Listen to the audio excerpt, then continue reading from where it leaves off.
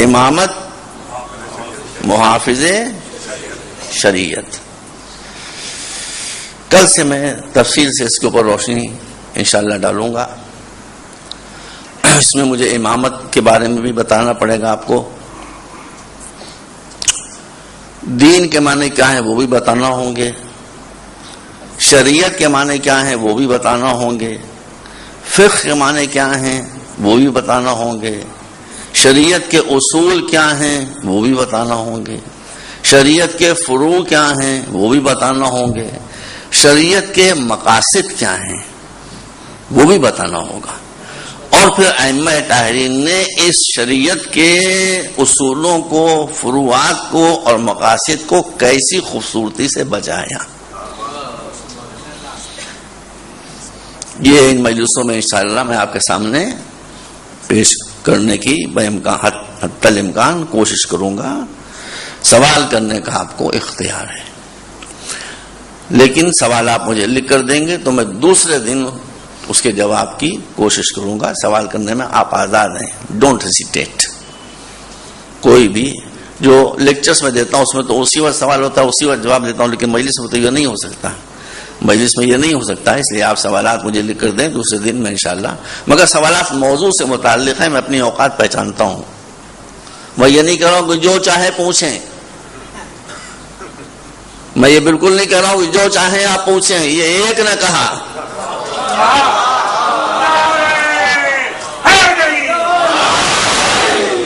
اس کے علاوہ جس نے کہا اس کو راس نہ آیا. تو میں اپنی عزت آبرو لے کے یہاں سے جانا چاہتا ہوں. موضوع سے متعلق جو کچھ میں پڑھوں اس سے متعلق آپ کو بے شک سوال کرنے کا حق حاصل ہے. اب ایک بات مجھے بتائیے، ہر مسلمان کہتا ہے کہ قرآن ہماری کتاب ہے. کوئی یہ کہے کہ قرآن ہماری کتاب نہیں، وہ مسلمان نہیں. دیکھیے میری جو تقریر ہو رہی ہے، مجھے یہ اطلاع ملی ہے کہ پڑوس میں سنی حضرات ہیں، تو وہ سنی حضرات بھی سنیں. میں انہیں کو سنا رہا ہوں. اگر آپ ناصر سمجھیں تو یہ DVD یا CDs جو ہیں یہ سنی علماء تک آپ پہنچوا دیں، اگر آپ ناصر سمجھیں. تو کچھ چیزیں ایسی ہیں کہ جس میں کوئی اختلاف نہیں ہے. قرآن ہر مسلمان کی طرح ہم بھی کہتے ہیں کہ قرآن اللہ کی کتاب ہے، اس میں کوئی تحریف نہیں ہوئی.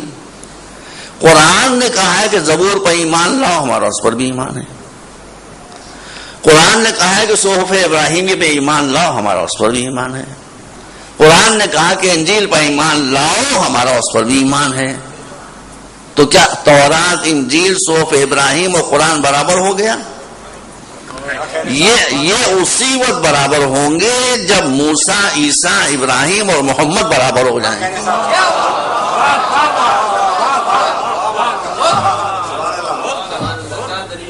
اگر نہیں، دلیل ابھی کہاں، یہ دلیل بعد میں آ رہی ہے. اگر محمد ہیں، حضرت عیسیٰ مرسل ہیں، بے شک. حضرت موسیٰ مرسل ہیں، بے شک. حضرت ابراہیم مرسل ہیں، بے شک. مگر یہ مرسل نہیں ہیں، یہ امام المرسلین ہیں. امامت موضوع ہے، امام المرسلین ہیں. تو اب کیا فرق ہے؟ حضرت موسیٰ نبی تھے، اب نہیں ہیں. تھے نبی، بے شک تھے. اگر آپ کے نبی نہیں تھے آپ مسلمان ہی نہیں رہ جائیں گے. حضرت عیسیٰ نبی تھے، بے شک تھے. حضرت ابراہیم رسول تھے، بے شک تھے. اب نہیں ہیں. اب کون ہے؟ حضرت محمد مصطفیٰ.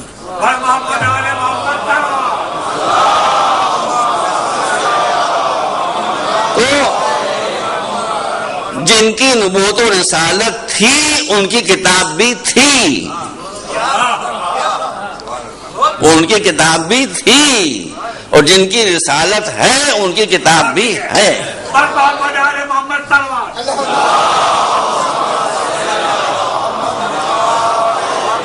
اب ہوا کیا ہے، ہمیں دیکھیے کوئی جب قرآن نے کہیں ایمان لاؤ تو بھائی تو ایمان تو ہم لائیں گے ہی. اب کیا ہوا ہے؟ اب یہ ہوا کہ تورات پر ہمارا ایمان اللہ کلام تھا، ہے نہیں، اب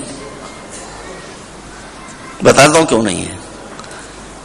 انجیل اللہ کلام تھا، اب نہیں ہے۔ قانون تو کوئی بھائی رہ نہیں گیا ہے، کتابوں میں قانون کی یہ بات لکھی ہوئی ہے کہ دودھ میں پانی ملانا جرم ہے کہ نہیں؟ بتائیے۔ آتے چیکنگ کرنے والے، وہ کچھ مشینیں لیے اسے چیک کرتے ہیں کہ دودھ میں پانی ہے کہ نہیں ہے۔ ابے پانی ملاتا ہے وہ زہر تھوڑی ملاتا ہے، پانی تو ملا ہوا ہے، زہر تھوڑی ملا ہوا ہے۔ سے آپ کی اطلاع کے لیے عرض ہے کہ اب الحمدللہ ہمارے یہاں بھارت میں یوریا سے دودھ بن رہا ہے۔ یوریا جو زہر ہوتا ہے اس سے دودھ بن رہا ہے۔ خیر، قانون یہ ہے نا کہ دودھ میں پانی ملایا اور پکڑے گا، پھر پانی ملا رہا ہے، ویسے آپ پانی الگ سے پیے تو کوئی پرابلم نہیں، دودھ ملا دیا تو پرابلم ہو گئی۔ تو اس کا مطلب ہے کہ اللہ کو اپنی ذات ہی میں شرک گوارا نہیں ہے، بلکہ اپنی کتاب میں بھی کسی کو شرک ہے، اپنی کتاب میں بھی کسی کی شرکت وہ گوارا نہیں کرتا۔ اس لیے اب معیار یہ ہوا کہ تورات کا اور انجیل کا اور دیگر صحف سماوی کا صرف وہ پورشن درست ہے کہ جو قرآن کے مطابق ہے، اور جو قرآن کے خلاف ہے وہ صحیح نہیں ہے۔ اچھا خیر، تو وہ تو گئے، اب ہمارے پاس تو قرآن ہے۔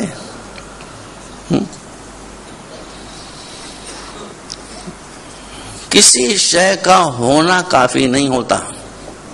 آپ سوال کیجئے گا دھڑا دھڑ خوب، کسی شے کا ہونا کافی نہیں ہوتا، ہر شے کا اس کی صحیح جگہ پر ہونا ضروری ہوتا ہے، ہر شے کا اس کی صحیح جگہ پر ہونا ضروری ہوتا ہے۔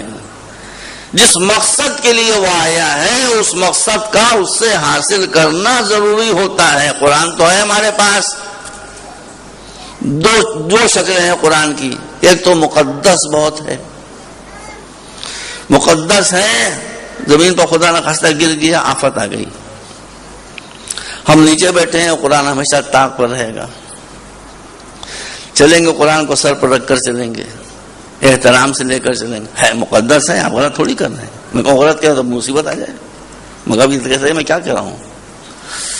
دوسرا مطلب قرآن کا کیا ہے؟ برکت۔ لڑکی جا رہی ہے، لڑکی نے الف کا نام بے بھی نہیں پڑھا ہے، اور جہیز میں ایک سجایا قرآن دیا جا رہا ہے، کیوں؟ برکت ہوگی۔ دکان کے اندر اونچائی پر قرآن رکھا ہوا ہے، کیوں رکھا ہے؟ برکت ہوگی۔ مرنے والے کا دم نہیں نکل رہا ہے، سورہ یاسین پڑھنا شروع کر دیا کہ اس کا دم جلدی نکل جائے، نکل بھی جائے گا۔ یہ قرآن کا مقصد ہے۔ یہ قرآن کے ابھی 3 دن پہلے میں نے اخبار میں دیکھا کہ ایک قرآن کہاں میں بھول گیا، اخبار میں تھا، آپ لوگوں نے پڑھا ہوگا، تیار کیا گیا ہے جس کا وزن ہے 80 kg۔ کہاں؟ رشیا میں۔ اب دیکھیے رشیا میں 80 کلو کا قرآن نہیں ہوا تو کہاں ہوگا؟ وہی ہونا چاہیے۔ یہ بتائیے کہ یہ 80 کلو کا قرآن جو ہے اس کو اٹھائے گا کون؟ تو قرآن، آپ وہی میں کر رہا تھا کہ ہر شے کو اس کی صحیح جگہ پر ہونا چاہیے۔ آپ نے 80 کلو کا قرآن اس لیے بنایا ہے کہ وہ آپ کے دل میں نہ رہے، میوزیم میں رہے۔ تو میوزیم میں تو مردہ چیزیں رہتی ہیں، قرآن کو مار کے آپ نے میوزیم میں رکھ دیا، قصہ ختم۔ یہ صورتحال ہے۔ ارے بھائی، قرآن تقریباً تھوڑا یا سب کا سب ہر مسلمان کو یاد ہے، سورہ الحمد تو یاد ہو گئی۔ بھیا میں نے بھارت میں پڑھا تھا، میں نے کہا کہاں تک صحیح ہے کہاں تک غلط ہے، آپ بتائیے صحیح کہ غلط، نامہ میں نہیں لیتا کسی کا۔ بھارت کے اخباروں میں چھپا تھا کہ پاکستان کے ایک منسٹر صاحب تھے، ان سے کہیں یہ کہا گیا کہ آپ قل هو اللہ احد پڑھیے، وہ بیچارے نہیں پڑھ سکے۔ صحیح ہے غلط ہے یہ؟ ہے لیجیے صاحب، لیجیے صاحب، قصہ ختم ہو گیا، یہ قصہ ختم ہو گیا. کس قدر افسوس کی بات ہے کہ جو اپنے کو اسلامی ملک کا وزیر کہے اس کو سورہ توحید، سورہ اخلاص 5 آیتیں وہ اس کو یاد نہ ہو تو اس کو یاد کیا ہوگا. لیکن ان کو بھی کم سے کم قل ہو اللہ تو یاد تھا، بس آگے نہیں یاد تھا. ہاتھ پا کے وہ اٹک گئے، آگے نہیں بڑھ پائے. اور اسی طرح سے مدرسوں میں قرآن پڑھایا جا رہا ہے. مدرسوں میں قرآن یوں پڑھایا جا رہا ہے کہ بچوں کے پاؤں میں زنجیریں باندھی جا رہی ہیں، قرآن پڑھایا جا رہا ہے نہیں کہے کہ نہیں ہوتا یہ. مدرسوں سے اس لیے میں چڑھتا ہوں. قرآن کہتا ہے کہ ہم زنجیریں کھولنے کے لیے آئے تھے، ملا کہتا ہے زنجیریں باندھ باندھ کے قرآن پڑھائیں گے. یضع عنہم اسرہم والاغلال التی کانت علیہم، قرآن کہتا ہے ہم زنجیریں کھولنے کے لیے آئے، ساری زنجیریں کھول دو، بی فری اینڈ انڈیپینڈنٹ، آزاد ہو جاؤ بالکل. اب پھر ہم قرآن پڑھا رہے ہیں بچوں کے پاؤں میں زنجیریں ڈال ڈال کے، تو اس کا کیا علاج؟ یہ سب ہو رہا ہے. لیکن ارے بھائی مدرسوں میں قرآن پڑھایا جا رہا ہے، حفظ قرآن کے مقابلے ہو رہے ہیں، تلاوت قرآن کے مقابلے ہو رہے ہیں، قاریان قرآن گلے پھاڑ پھاڑ کر قرآن سنا رہے ہیں. اور قرآن سنانے کا اسٹائل یہ ہوتا ہے کہ جب حلق پھاڑ پھاڑ کر وہ قرآن سنا رہے ہوتے ہیں تو کانوں پر بھی ہاتھ رکھ لیتے ہیں، آنکھیں بند کر لیتے ہیں. مطلب نہ آنکھیں کام کرتی ہیں نہ کام کرتے ہیں، قرآن سنا رہے ہیں. بہرحال کسی بھی طرح سے وہ قرآن سنا رہے ہیں. سب ہو رہا ہے. آدھی مر رہا ہے تو فاتحہ خوانی ہو رہی ہے، قرآن خوان. کتنا قرآن قرآن قرآن قرآن. اور قرآن کیا کہتا ہے؟ قرآن مستقبل بعید کی خبر دے رہا ہے، قیامت کی. پڑھیے قرآن. قرآن قیامت کی خبر دے رہا ہے کہ جب حضور قیامت کے میدان میں تشریف لائیں گے تو کیا کہیں گے. میں پڑھ رہا ہوں قرآن کہہ رہے ہیں حضور جب میدان قیامت میں آئیں گے تو کیا فرمائیں گے؟ وقال الرسول یا رب ان قوم اتخذوا هذا القرآن مہجورا. یا رب وقال الرسول، رسول فرمائیں گے کہ اے میرے رب، اے میرے معبود، میری امت نے قرآن کو پس پشت ڈال دیا. یہ کیا ہوا بھائی؟ اب بھائی رسول کیا ہے؟ وہ ساری امت کا شکوہ کر رہے ہیں، کسی فرقے کا نہیں. ہمارا شکوہ نہیں کر رہے، ساری امت کا شکوہ کر رہے ہیں. ان قوم اتخذوا هذا، اس قرآن کو پس پشت ڈال دیا. تو پس پشت کہاں ڈال دیا؟ وہی بات ہوئی. قرآن کا جو مقصد تھا جب آپ نے وہ پورا نہیں کیا تو قرآن کی تصدیق نہیں کی، قرآن کی توہین کی. قرآن کا مقصد ہے ہدایت کرنا. میں ممبر پر بھی کبھی کوئی مثال کے طور پر جھوٹ بات کہوں گا تو بتا دوں گا، ورنہ سچ بات. ہندوستان کے اکثر مقامات پر میں جاتا ہوں، اب یہاں کا حال مجھے نہیں معلوم ہے. میری ذمہ داری ہے، میں انشاءاللہ کبھی انداز کروں گا کہ علماء کی اسلام میں بڑی ذمہ داری ہے. بیٹا اسلام میں علماء کی بڑی ذمہ داری ہے.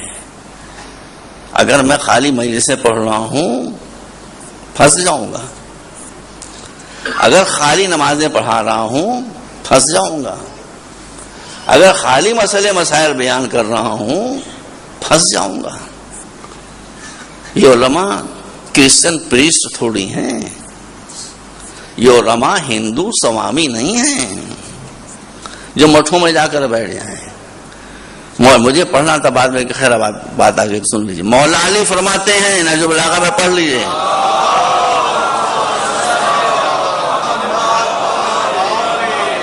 مولا علی فرماتے ہیں، بلاغہ میں فرماتے ہیں کہ وما اخذ اللہ علی العلماء اللہ یقاروا ولا قرۃ ظالم ولا صغب مظلوم. اور جب کوئی اپنے کو عالم کہہ کے آگے بڑھے تو اسی وقت اللہ اس سے ایک عہد لے لیتا ہے. سارے علماء مجھ سے بہتر ہے 1000 درجے، مگر میں خالی تذکر کر رہا ہوں، دے رہا ہوں.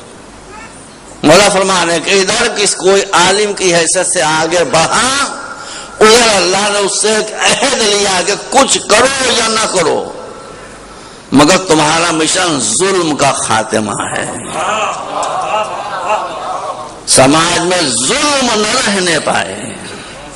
یہ نہ ہو کہ ایک بھوک سے تڑپ رہا ہو، ایک کی تجوریاں اڑا رہی ہوں. اگر سماج میں یہ ناہمواری ہو گئی تو تمہارا گریبان پکڑا جائے گا. یہ علماء کی ذمہ داری ہے. اس لیے جو واقعی علماء ہیں وہ اس ذمہ داری کو سمجھتے ہیں. اسی لیے آیت اللہ خمینی خالی استخارہ نہیں دیتے تھے، خالی نمازیں نہیں پڑھاتے تھے. اس شاہی کا تختہ الٹ دیا کہ جس کی بنیاد ظلم کے اوپر تھی. سمجھ رہے ہیں؟ اس شاہی کا تختہ الٹ دیا کہ جس کی بنیاد ظلم. میں نے کوئی ایران سے پیسہ نہیں کھاتا، میں سیدھی بات ہے. لیکن پیسہ نہ کھو تو کیا جھوٹ بولوں گا؟ جھوٹ تھوڑی بول سکتا ہوں. میں ابھی ایران ہو کر آ رہا ہوں، آپ جا کر دیکھیے ایران میں غربت کا خاتمہ. اے بھائی، پاکستان کے سنی علماء حضرات سے میں مؤدبانہ ہاتھ جوڑ کر سے رہوں گا، اللہ کے واسطے آپ ایک حج ہندوستان کا بھی کر لیجئے. ایک حج ہندوستان کا بھی کر لیجئے.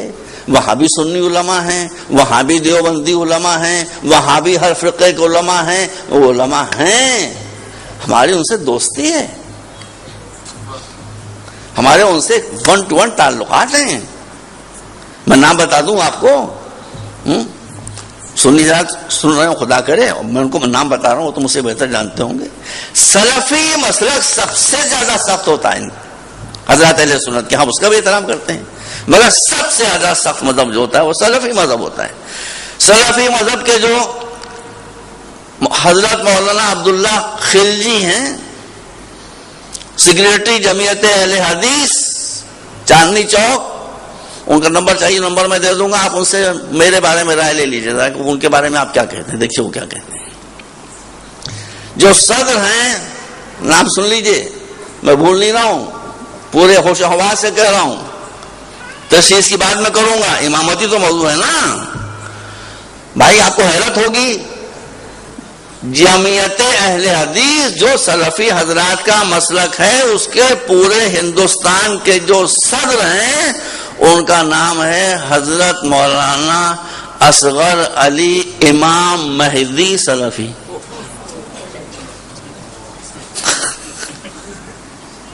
بتاؤ بیٹا، امام مہدی سلفی. میں نے ان سے پوچھا کہ حضور یہ امام مہدی تو ہمارے تھے، یہ آپ کیا کیسے آ گئے؟ ان کا اس مسئلے میں ہم آپ ایک ہیں، جیسے آپ ان کو مانتے ہیں ویسے ہم بھی ان کو مانتے ہیں. صلوات بر محمد و آل محمد.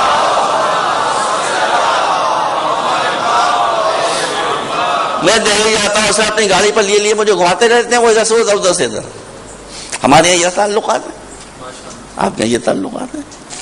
ابھی شعبان کے مہینے میں علماء کا ایک ڈیلیگیشن ایران گیا تھا، جس میں 5 شیعہ علماء تھے، 13 سنی علماء تھے. 13 سنی علماء ہر خطہ ہندوستان، کیرلا کے اور حیدرآباد کے اور یو پی کے اور مہاراشٹر سب جگہ کے تھے. وہ اس کی میں تفصیل نہیں بیان کروں گا آپ کے سامنے. ان لوگوں کا برین واش کیا گیا تھا، لیکن جب وہ ایران گئے، میں زیادہ نہیں کہنا چاہتا، بس ایک جملہ بتا دوں کہ جو مولا نے فرمایا ہے علماء کے بارے میں کہ لا یقار ولا قزت ظالم ولا صغب مظلوم. میں انقلاب سے پہلے بھی ایران جا چکا ہوں.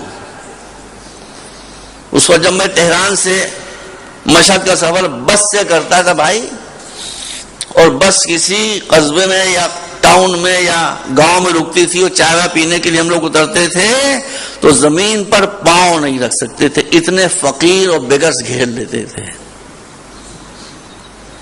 اتنے فقیر سائل گھیر لیتے تھے کہ زمین پر پاؤں رکھنا مصیبت ہو جاتا.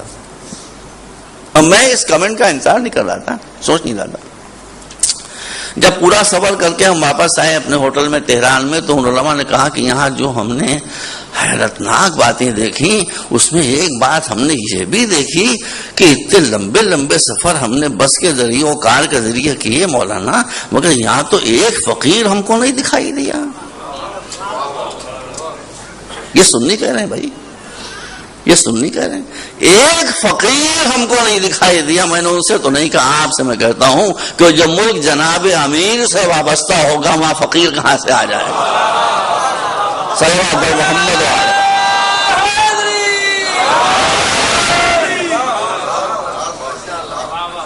ایک مرتبہ اور صلوات بھیجیں آپ کا.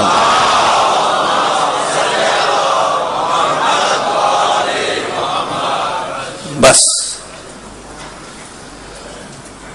تو اب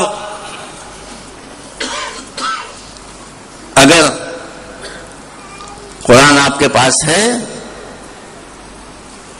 اور قرآن کو آپ سمجھ رہے ہیں، قرآن کا پڑھنا کافی نہیں ہے، بہت اچھے سر میں پڑھنا کافی نہیں ہے، بہت اچھا. قرآن کی جگہ ہے دل میں اتاریے، دل میں اتاریے. مولا علی بن ابی طالب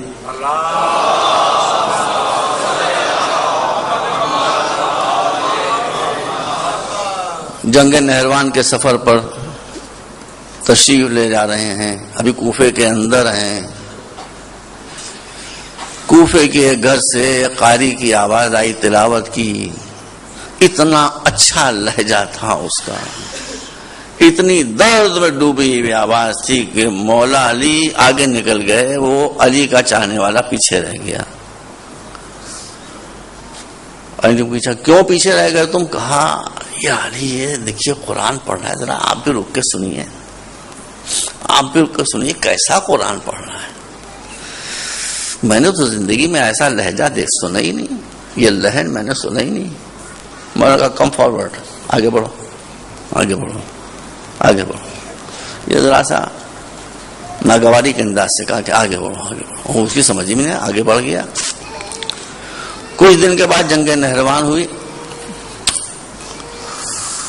لاشوں کا ڈھیر لگا ہوا تھا. مولا علی نے اس سے کہا میرے ساتھ آؤ، آؤ میرے ساتھ آؤ. اس کو لے کر چلے. یہ لاش دیکھی، وہ لاش دیکھی، وہ لاش دیکھی، وہ لاش دیکھی، وہ لاش دیکھی. ایک لاش کے پاس رکے اور کہا کہ وہ جو قاری صاحب جن کی تلاوت سن کر تم ہکا بکا ہو گئے تھے، وہ یہ آرام کر رہے ہیں. یہ ان کی لاش پڑی ہے، یہ ان کی لاش پڑی. فرمایا کہ یہ قاری صاحب وہ ہیں کہ جن کے قرآن ان کے حلق کے نیچے نہیں اترا. قرآن حلق تک اٹک جائے تو کوئی فائدہ نہیں، اسے دل میں اترنا چاہیے. کچھ باتیں آپ سے بھی کہہ لوں. پہلی مجلس ہے، پھر مجھے کہنے کا موقع نہیں ملے گا. دیکھیے مجلسوں کی بھی ایک تاریخ ہے. میں غیر منقسم ہندوستان کی بات کر رہا ہوں. پہلے جب مجلسیں ہوتی تھیں میں آپ کو سوال کی اجازت دے چکا ہوں، اس سے غصہ نہ کیجیے گا، غصہ سوال میں نکال لیجیے گا. مجلسیں ہوتی تھیں، اس میں شیعہ سنی ہندو سب ایک طرح سے شریک ہوتے تھے. غلط نہیں کہوں گا، برا نہ مانیے گا، غلط بات نہیں کہوں گا. شیعہ سنی ہندو سب بڑی تعداد میں شریک ہوتے تھے. ہندوؤں نے تعزیوں کے جلوس اٹھائے، ہندوؤں نے بڑی بڑے امام بارگاہیں بنائیں. آپ امام بارگاہ کہتے ہیں، صحیح کہتے ہیں. امام کے ساتھ تقدس کا تقاضا یہ ہے کہ بارگاہ کا لفظ کہا جائے. آپ بتائیے کہ لکھنؤ میں امام بارگاہ کہا جاتا ہے یا امام باڑہ کہا جاتا ہے؟ باڑہ کا ایک لفظ ہے، ہندی کا لفظ ہے. سمجھ رہے ہیں کچھ آپ؟ باڑہ جو ہے ہندی کا لفظ ہے، ہندوؤں نے بنایا. پہلے انہوں نے اپنی زبان کے اعتبار سے اس کو امام باڑہ کہا. آج بھی لکھنؤ میں کتنے ٹکٹ رہے کہ امام باڑہ، جاؤلال کے امام باڑہ، کس کا امام باڑہ، کتنے امام باڑے موجود ہیں، بنے ہوئے ابھی موجود ہیں. اس میں مجلسیں باقاعدہ ہو رہی ہیں. پھر میں کسی کی نیت پر حملہ نہیں کرتا، سب نیک نیت ہے. میں کسی کو کسی کا ایجنٹ نہیں بتاتا، سب مولا کے ایجنٹ ہیں. ذرا سا اس کا مسئلہ ہے. ہم نے پھر طرز تقریر ایسا اختیار کیا کہ ہندو ہم سے کٹتے چلے گئے. ایک واقعہ بتا دوں آپ کو. آج مجھے تھوڑی سی اجازت دے دیجیے. ایک صاحب لکھنؤ کے بیٹھے ہیں اس لیے میں، اور یہ عادل ہیں، اتنی بڑی داڑھی گواہی دے رہی ہے ان کی. جی دہلی میں ایک صاحب تھے ویاس دیو مشرا، ان کی ماں جب یہ چھوٹے سے تھے 8 9 10 برس کے، اور تعزیے کا اور علم کا جلوس دہلی سے گزرتا تھا تو اپنے بچے کا ہاتھ پکڑ کر لے جا کر حضرت عباس کا علم چمواتی تھیں۔ ہائے میرا مقدر، یہ ہندوؤں کی عقیدت ہے، آپ ذرا غور کیجیے، یہ ہندوؤں کی عقیدت ہے۔ بھائی آپ نے سبیل کے جو بچوں کو مارا ہے تو کیا ہوا؟ آپ نے کردار دکھا دیا، ہم نے اپنا کردار دکھایا کہ ہم پانی پلاتے ہیں، آپ نے اپنا کردار دکھایا کہ آپ پانی پلانے والوں کو مارتے ہیں، قصہ ختم ہو۔ یہ تو پرانا حضرت ان کے زمانے سے چلا رہا ہے، ہم پانی پلا رہے ہیں، ہم کو مار رہے ہیں۔ تو یہ بچہ بچہ جاتا تھا، اب پھر یہ جوان ہوا اور ایک منزل تک پہنچا، سپریم کورٹ کے ایجوکیٹ ہو گئی ہے۔ اب یہاں سے میں نے خود اپنی آنکھوں سے دیکھا ہے کہ اگر دہلی میں 10 آدمی کسی مجلس میں بیٹھے ہیں تو 9 شیعہ ہوں گے، 10ویں ویاض و مصرا ہوں گے، 10ویں ہر مجلس سے موجود، چھوٹی سی مجلس ہو، محلے کی مجلس ہو، بڑی مجلس ہو، ہر جگہ ویاض و مصرا سنتے رہیے گا، میں نمبر پہ کہہ رہا ہوں، ہر مجلس میں ویاض و مصرا موجود ہے۔ دہلی میں امامیہ ہال جب پارٹیشن ہوا، سارے ہندوؤں نے آ کے اس پر قبضہ کر لیا۔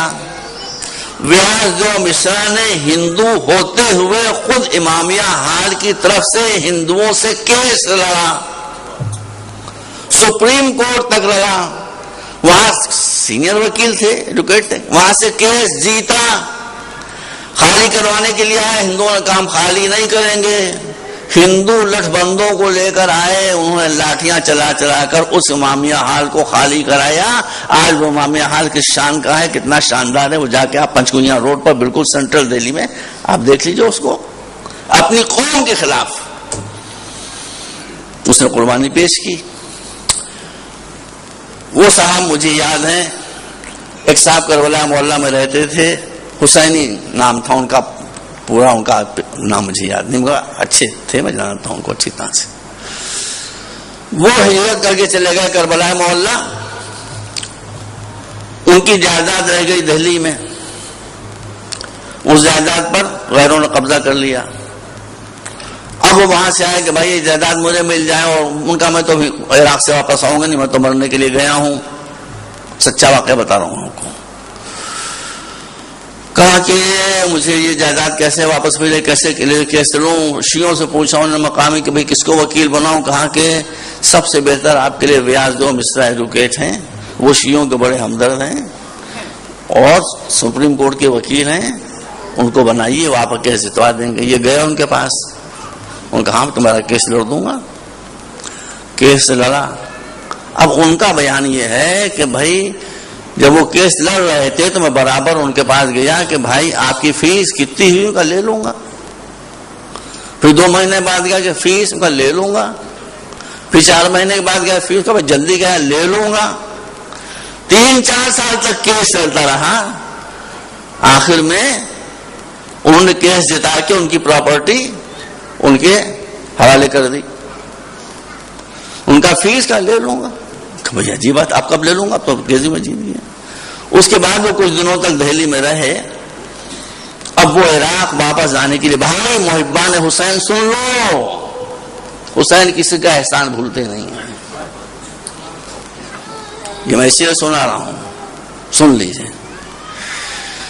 اب جب وہ ٹرین پر بیٹھ گئے بمبئی جانے کے لیے، کہ وہاں سے اس زمانے میں شپ چلتے تھے، 30-35 سال پہلے کی بات ہے،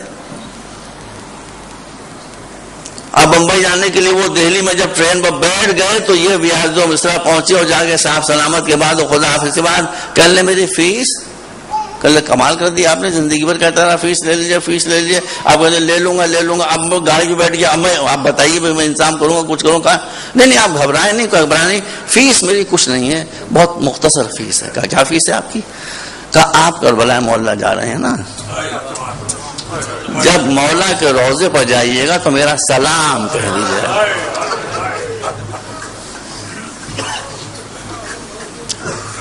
جب مولا کے روضے پر جائیے گا تو میرا سلام کہہ دیجیے، یہ میری فیس ہے۔ اب اب حسینی صاحب کا بیان بس میں جس میں ختم کر رہا ہوں.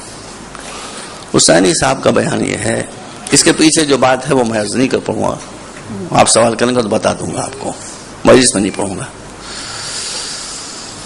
حسینی صاحب کا بیان یہ ہے کہ جب میں کربلا معلی پہنچا تو وہ بالغ شخصیت تھے. 2-3 دن کے بعد کربلا معلی کے کلیدار ان سے ملنے کے لیے آئے. سن لیجئے کربلا معلی کے کلیدار ان کے پاس ملنے کے لیے آئے. ادھر ادھر کی باتیں ہوئیں.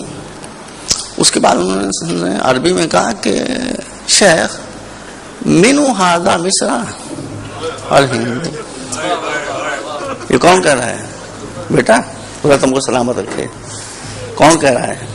کلیدار. عربی میں اس نے کہا یہ ہندوستان ہے, مصرا کون ہے؟ اب وہ حیرت پڑے کہ ان کو یہاں مصرا کی کیا خبر. تو ان کا آپ کو مصرا سے کیا تعلق, اور مصرا کا حال آپ کیوں پوچھ رہے ہیں؟ کہا میں کیا جانوں مصرا کون ہے, لیکن میں نے گزشتہ شب جمعہ کو یہ خواب دیکھا کہ جیسے میں مولا کے ساتھ جنت میں گھوم رہا ہوں, اور مولا ایک ایک قصر کی طرف اشارہ کر کے کہہ رہے ہیں کہ ہاذا قصر حبیب, یہ حبیب کا قصر ہے. ہاذا قصر زہیر, یہ زہیر کا قصر ہے. ہاذا قصر حر, یہ حر کا قصر ہے. اور کئی ایک قصروں کی طرف اشارہ کر کے بتانے کی بات کہ ان کا قصر ہے, ان کا قصر ہے, ان کا قصر ہے. ہاذا قصر مصرا, یہ مصرا کا قصر ہے. اس کے بعد میری آنکھ کھل گئی. یہ مصرا کون ہے کہ جس کا قصر کی طرف امام نے جنت میں اشارہ کیا؟ انہیں اپنا سر پیٹنا شروع کر دیا, رونا شروع کیا, اور انہوں نے پورا واقعہ بیان کیا. اور کیا آپ نے, اس کے اندر جو بات ہے وہ میں مجلس میں پڑھنا مناسب نہیں, آپ مجھ سے پوچھیں گے تو میں بتا دوں گا, میں کوئی چھپاؤں گا نہیں. تو حسین کے ساتھ یا حسین کے کسی چاہنے والے کی آپ نے خدمت کی, خلوص کے ساتھ حسین کا چہرہ نظر میں رکھ کے کہ مولا یہ آپ کا ہے اس لیے میں خدمت کر رہا ہوں. تو آپ اگر مولا کے چاہنے والے کو نہیں بھولیں گے تو حسین آپ کو بھی نہیں بھولیں گے. یہ بات آپ یاد رکھیے. اور بس اتنا سوال کر دوں کہ مصرا صاحب کا تو بیچارے کا انتقال ہو گیا کہ ان کے بچے, ان کے بھائی, ان کے گھر کی عورتیں پابندی سے خمس کی رقم ہمارے ٹرسٹ میں بھیجتی رہتی ہیں ہر سال. بہت سے شیعہ یہ نہیں کرتے. آگے میں بہت باتیں بتا نہیں پا رہا ہوں آپ کو, میری مجبوری کو آپ سمجھتے ہوں گے. ہیوج اماؤنٹ آپ خمس یہ فیملی ہر سال ہمارے یہاں بھیجتی رہتی ہے.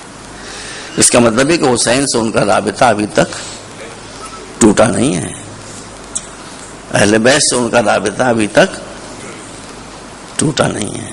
میں آپ سے ہاتھ جوڑ کے عرض کرتا ہوں کہ جیسے لوگوں نے قرآن کو نہیں پہچانا ہے ویسے ہی آپ نے حسین کو بھی نہیں پہچانا ہے. حسین کا جو میں عرض کر رہا تھا, اس کے بعد پھر ہماری مجلسوں کا رنگ یہ ہوا کہ سنی کٹ گئے ہمارے یہاں سے, سنیوں نے آنا چھوڑ دیا.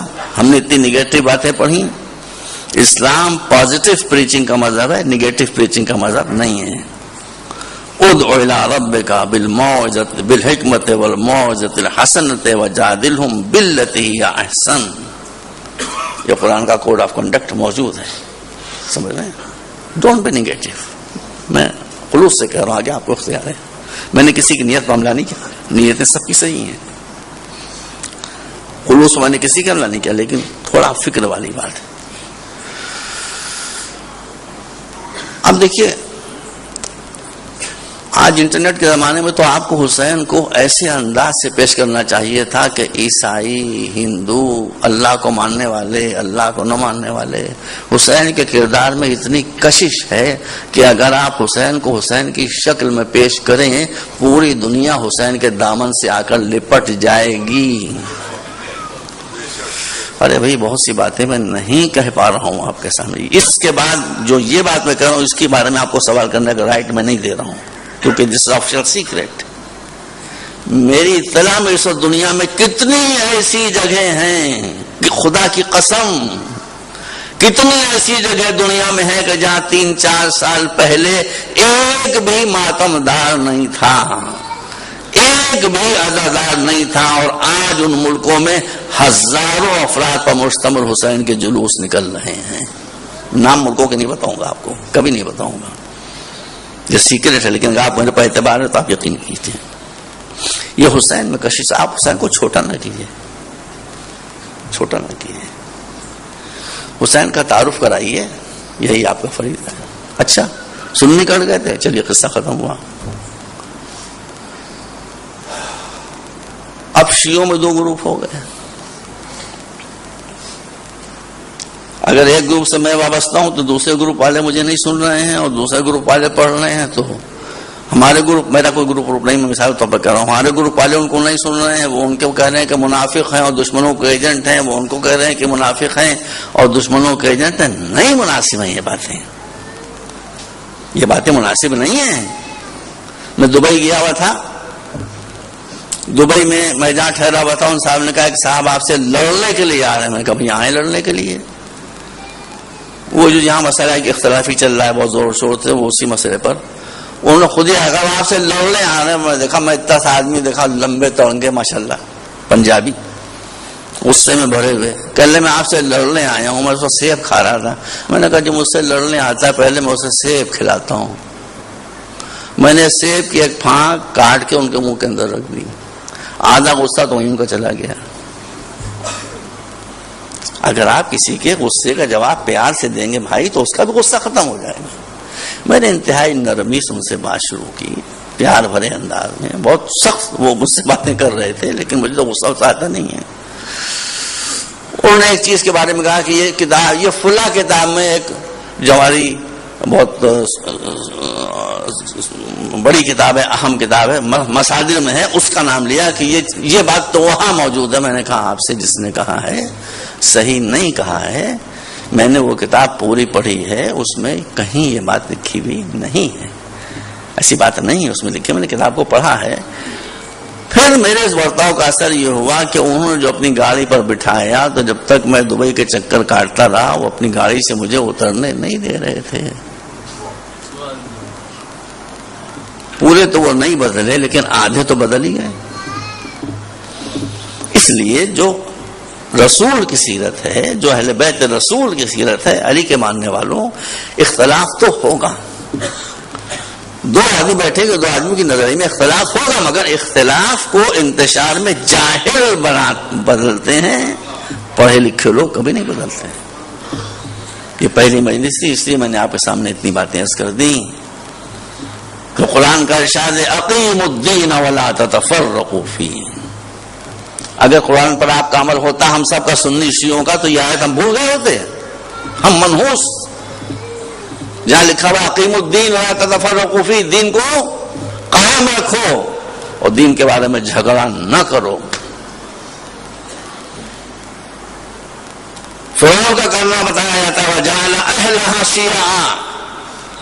یہ فرعون کی ڈپلومسی تھی کہ وہ ڈیوائڈ اینڈ رول پر عمل کرتا تھا, ایک کو دوسرے سے لڑاتا تھا. تو اگر کوئی مولوی, کوئی خطیب, کوئی ذاکر, سنی ہو, دیوبندی ہو, وہابی ہو, شیعہ ہو, ممبر کے ذریعے, اسٹیج کے ذریعے مسلمانوں کو لڑ رہا ہے تو وہ محمد مصطفیٰ کا وارث نہیں ہے, فرعون کا وارث ہے.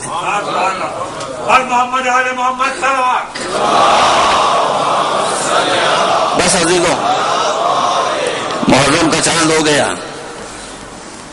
ابھی آپ سماعت فرما رہے تھے, محرم کے چاند ہونے کی اطلاع اہل مدینہ کو کیسے ہوتی تھی؟ میں نے شاید گزشتہ سال پڑھا تھا. جب محرم کا چاند ہو جاتا تھا تو اہل مدینہ کو محرم کے چاند ہونے کی اطلاع امام جعفر صادق کے بآواز بلند گریہ سے ہوتی تھی. امام چیخ مار کر روتے تھے, اور جب امام چیخ مار کر روتے تھے تو اہل مدینہ سمجھ لیتے تھے کہ محرم کا چاند ہو گیا. بس وقت ختم ہو گیا. آج مسائل میں کم پڑھ رہا ہوں, کل سے انشاءاللہ میں زیادہ مسائل پڑھوں گا. آج وقت ختم ہو گیا ہے. ایک شخص ہے، اس کا نام ہے عبداللہ بن سنان. وہ کہتا ہے میں باہر سے آیا، مدینے پہنچا تو میں نے دیکھا کہ مدینے میں ایک ہلچل مچی ہوئی ہے. میں نے پوچھا کیا بات ہے؟ مدینے والوں نے کہا بات کیا ہے، چراغ قبر مصطفیٰ بجھنے والا ہے، وارث رسول حسین ابن علی مدینہ چھوڑ رہے ہیں. کہتا میں بے چین ہو گیا، بس جو مسائل نہیں پڑھ پاؤں گا زیادہ، آج کل سے زیادہ پڑھوں گا. کہا میں اس جگہ آیا جہاں قافلہ تیار ہو رہا تھا. میں نے دیکھا قافلہ تیار ہو گیا ہے، بنی ہاشم کے جوان تیار ہو گئے ہیں، مختصر امام کے جو ساتھی تھے وہ تیار ہو گئے ہیں. اب ناقے لائے جا رہے ہیں کہ بیویوں کو گھروں سے نکال کر ان ناقوں پر بٹھایا جائے. کہا میں دور جا کر کھڑا ہو گیا اور میں نے وہاں سے منظر دیکھنا شروع کیا تو میں نے دیکھا کہ خیمے کا پردہ، ایک گھر کا پردہ اٹھا اور اس کے اندر سے ایک بیوی نکلی. ایک چاند سا بچہ جس کی عمر 14-15 سال کی رہی ہوگی، وہ آگے بڑھا اور آگے بڑھ کر اس بیوی کا ہاتھ پکڑ کر لے کر آیا اور لانے کے بعد عزت و احترام سے ناقے پر بٹھا دیا. میں نے پوچھا یہ بیوی کون اور یہ بچہ کون؟ کہا کہ یہ بیوی حسن کی بیوہ ام فروہ اور یہ بچہ یتیم حسن قاسم ابن حسن. کہا تھوڑی دیر کے بعد میں نے دیکھا کہ گھر کا پردہ اور اٹھا اور اب ایک 18 برس کا جوان، چاند کا ٹکڑا، حسن کا پیکر، وہ آگے بڑھا. آگے بڑھنے کے بعد اس نے بیوی کا ہاتھ پکڑا، لے کر آہستہ آہستہ عزت و احترام سے لایا اور لانے کے بعد جھک کر بیوی کو ناقے پر بٹھا دیا. میں نے پوچھا یہ کون؟ کہا کہ یہ لیلا اور یہ حسین کا فرزند علی اکبر جو اپنی ماں کو عزت و احترام سے لے کر آیا. کہا تھوڑی دیر کے بعد ایک گھر کا پردہ اور اٹھا اور پھر میں نے دیکھا ایک بیوی نکلی اور اب ایک شیر 32 سال کا 30 سال کا عباس ابن علی یہ آگے بڑھا، عزت و احترام سے لایا. میں نے پوچھا یہ کون؟ کہا یہ حسین کی بہن ام کلثوم، یہ حسین کا بھائی عباس ابن علی جس نے عزت و احترام کے ساتھ لا کر اپنی بہن کو بٹھا دیا. کہا اب تک تو میں نے دیکھا قاسم آگے بڑھے، علی اکبر آگے بڑھے، عباس آگے بڑھے. کہا ایک مرتبہ میں نے دیکھا پردہ اٹھا گھر کا اور جیسے ایک ہلچل مچ گئی، عباس بھی دوڑے، علی اکبر بھی دوڑے، قاسم بھی دوڑے، حسین بھی دوڑے اور سب نے بڑھ کر ایک بیوی کا ہاتھ پکڑا اور عزت و احترام سے لے کر آئے اور ناقے پر بٹھا دیا. میں نے پوچھا یہ بیوی کون ہے کہ اس کے لیے سب دوڑ پڑے؟ کہا نہیں مارا تو نے، یہ زینب بنت علی ہے جس کا استقبال کے لیے اکبر بھی آگے بڑھ گئے، عباس بھی آگے بڑھ گئے، قاسم بھی آگے بڑھ گئے، حسین بھی آگے بڑھ گئے. عزاداروں سائیکالوجی یہ بتاتی ہے کہ بات سے بات انسان کو یاد آتی ہے. جو بیوی مدینے سے اس عزت و احترام سے روانہ ہوئی تھی، جب 11 محرم کو کربلا سے روانہ ہوگی تو کیا اس نے آواز ہوگی کہ یہ بھائی حسین سوال کرو، سوال کرو، اے میرے علی اکبر آ کر پھپھی کو سوال کرو، قاسم آؤ آ کر زینب کو سوال کرو. وَسَيَعْلَمُ الَّذِينَ ظَلَمُوا أَيَّ مُنقَلَبٍ يَنقَلِبُونَ. اللهم اغفر للمؤمنين والمؤمنات والمسلمين والمسلمات الأحياء منهم والأموات إنك تغفر الذنوب جميعا برحمتك يا أرحم الراحمين. اللهم اغفر لنا ذنوبنا وكفر عنا سيئاتنا واحفظ ضماننا وأعراضنا إنك على كل شيء قدير برحمتك يا أرحم الراحمين. امامت محافظ شریعت. کل سے میں تفصیل سے اس کے اوپر روشنی انشاءاللہ ڈالوں گا. اس میں مجھے امامت کے بارے میں بھی بتانا پڑے گا آپ کو، دین کے معنی کیا ہیں وہ بھی بتانا ہوں گے، شریعت کے معنی کیا ہیں وہ بھی بتانا ہوں گے، فقہ کے معنی کیا ہیں وہ بھی بتانا ہوں گے، شریعت کے اصول کیا ہیں وہ بھی بتانا ہوں گے، شریعت کے فروع کیا ہیں وہ بھی بتانا ہوں گے، شریعت کے مقاصد کیا ہیں وہ بھی بتانا ہوگا. اور پھر ائمہ طاہرین نے اس شریعت کے اصولوں کو، فروعات کو اور مقاصد کو کیسی خوبصورتی سے بجایا. یہ ان مجلسوں میں انشاءاللہ میں آپ کے سامنے پیش کرنے کی حتی الامکان کوشش کروں گا. سوال کرنے کا آپ کو اختیار ہے، لیکن سوال آپ مجھے لکھ کر دیں گے تو میں دوسرے دن اس کے جواب کی کوشش کروں گا. سوال کرنے میں آپ آزاد ہیں، ڈونٹ ہیزیٹیٹ. کوئی بھی جو لیکچرز میں دیتا ہوں اس میں تو اسی وقت سوال ہوتا ہے اسی وقت جواب دیتا ہوں، لیکن مجلس میں تو یہ نہیں ہو سکتا.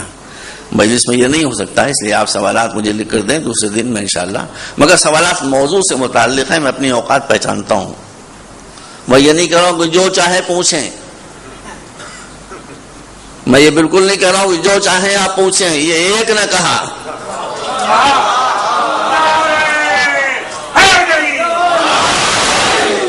اس کے علاوہ جس نے کہا اس کو راس نہ آیا.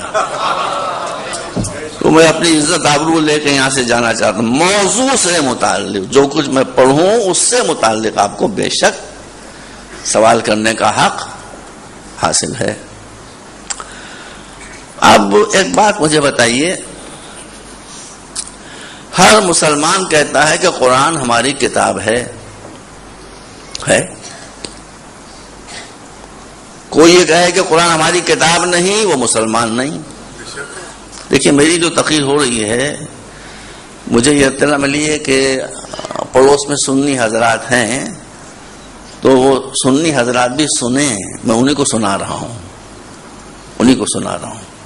اگر آپ ناصر سمجھیں تو یہ ڈی وی ڈی یا سیڈیز جو ہیں یہ سنی علماء تک آپ پہنچوا دیں، اگر آپ ناصر سمجھیں. تو کچھ چیزیں ایسی ہیں کہ جس میں کوئی اختلاف نہیں ہے. قرآن ہر مسلمان کی طرح ہم بھی کہتے ہیں کہ قرآن اللہ کی کتاب ہے، اس میں کوئی تحریف نہیں ہوئی. قرآن نے کہا ہے کہ زبور پر ایمان لاؤ، ہمارا اس پر بھی ایمان ہے. قرآن نے کہا ہے کہ صحف ابراہیمی پہ ایمان لاؤ، ہمارا اس پر بھی ایمان ہے. قرآن نے کہا کہ انجیل پر ایمان لاؤ، ہمارا اس پر بھی ایمان ہے. تو کیا تورات، انجیل، صحف ابراہیم اور قرآن برابر ہو گیا؟ یہ اسی وقت برابر ہوں گے جب موسیٰ، عیسیٰ، ابراہیم اور محمد برابر ہو جائیں.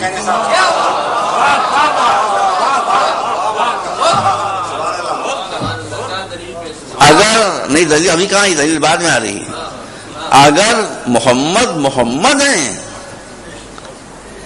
حضرت عیسیٰ مرسل ہیں، بے شک. حضرت موسیٰ مرسل ہیں، بے شک. حضرت ابراہیم مرسل ہیں، بے شک. مگر یہ مرسل نہیں ہیں، یہ امام المرسلین ہیں. امامت موضوع ہے، امام المرسلین ہیں. تو کیا فرق ہے؟ حضرت موسیٰ نبی تھے، اب نہیں ہیں. تھے نبی، بے شک تھے. اگر آپ کا نبی نہیں تھا مسلمان ہی نہیں رہ جائیں گے. حضرت عیسیٰ نبی تھے، بے شک تھے. حضرت ابراہیم رسول تھے، بے شک تھے. اب نہیں ہیں. اب کون ہے؟ حضرت محمد مصطفیٰ.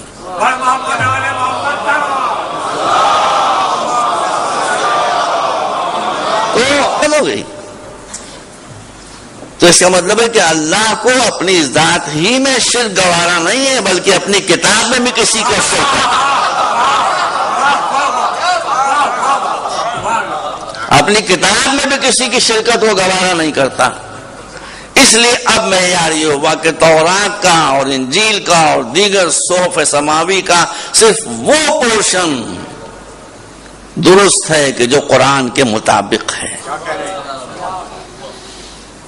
اور جو قرآن کے خلاف ہے وہ صحیح نہیں ہے. اچھا خیر، تو وہ تو گئے. اب ہمارے پاس تو قرآن ہے.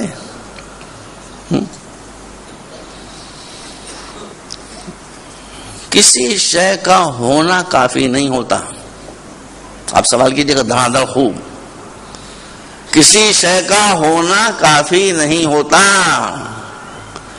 ہر شے کا اس کی صحیح جگہ پر ہونا ضروری ہوتا ہے. ہر شے کا اس کی صحیح جگہ پر ہونا ضروری ہوتا ہے. جس مقصد کے لیے وہ آیا ہے اس مقصد کا اس سے حاصل کرنا ضروری ہوتا ہے. قرآن تو ہے ہمارے پاس. دو شکلیں ہیں قرآن کی. ایک تو مقدس بہت ہے. جن کی نبوت و رسالت تھی ان کی کتاب بھی تھی، ان کی کتاب بھی تھی، اور جن کی رسالت ہے ان کی کتاب بھی ہے۔